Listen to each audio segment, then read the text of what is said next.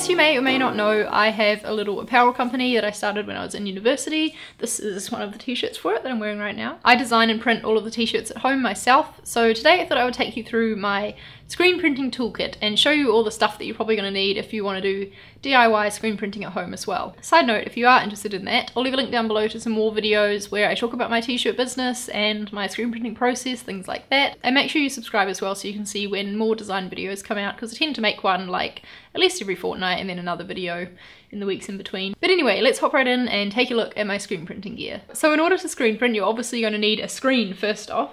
This one here is actually for the print that I'm wearing. I make my screens myself because they're pretty expensive to buy, and I have made a tutorial actually about that, which I'll link down below. It features my dad actually, and it shows us making some frames together. And there's also one where I talk through how to expose the screen, how to get your design onto it, and then how to use it as well. It's really old, so be warned, but that'll be linked down below. I have some little clamps that I use to hold the screen in place on my desk, so that when I'm pulling the ink through it doesn't slide around and mess up the design or anything. Blank t-shirts to print on.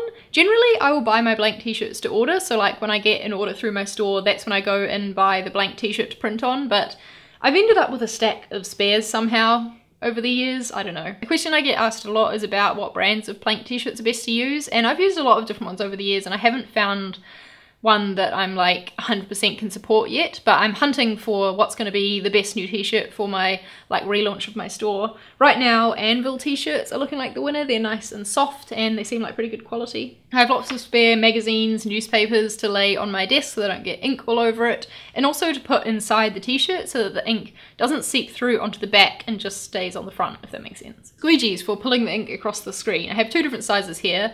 Mostly just because I have two different sizes of frames that I needed. I have a few really small frames that need this little squeegee to go through it, and then some bigger ones, some wider designs like this one here that I'm wearing, for example, need a wider squeegee to go over it. This one is by Speedball, and I'm not sure what brand this is, but I will be leaving links to all of my kit that I've bought from Amazon down below, because I bought most of it from Amazon, and that way you're going to be able to see and get the same things if that's what you're interested in doing. I have a selection of different inks from different brands. I've got some Speedball inks, actually most of them are probably Speedball, then a couple from Permaset as well. So water-based inks like this one are for screen printing on lighter fabrics because the ink can like really sink into the fabric and feel like it's a part of it. Then there's inks like this, which I think are just called opaque inks. They sit on top of the fabric, so that's what the silver on this shirt here is. It sits on top of the fabric and like creates a barrier instead of sinking in. I also have some of this stuff here which is called screen ink discharge. You mix this with water-based ink for use on dark fabrics, and basically what it does is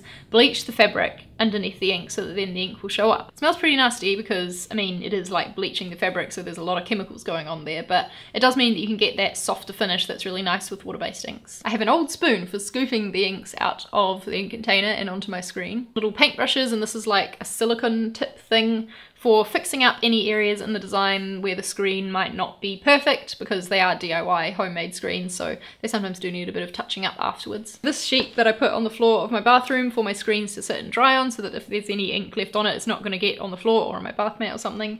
And also I use it for hair dyeing as well, obviously. I did used to cover the whole floor around my desk with old sheets when I screen printed, but after a while I decided that it wasn't really necessary. It's not that messy a thing to do if you're careful, so I don't know. When you're first starting out, it might be a good idea to do that just in case until you get the hang of it. And the last two things are an iron that I use for heat setting, and a tea towel that I use to go in between the design and the iron so that the iron isn't touching the ink directly while it's still like being set. I do generally take the tea towel away and let the design have a good concentration of heat for the last like minute or two with the iron, but I let it have a bit more gentle heat first. So that is all the stuff that I use for screen printing at home. Make sure you check out the description box for links to all the other videos on this topic that I mentioned.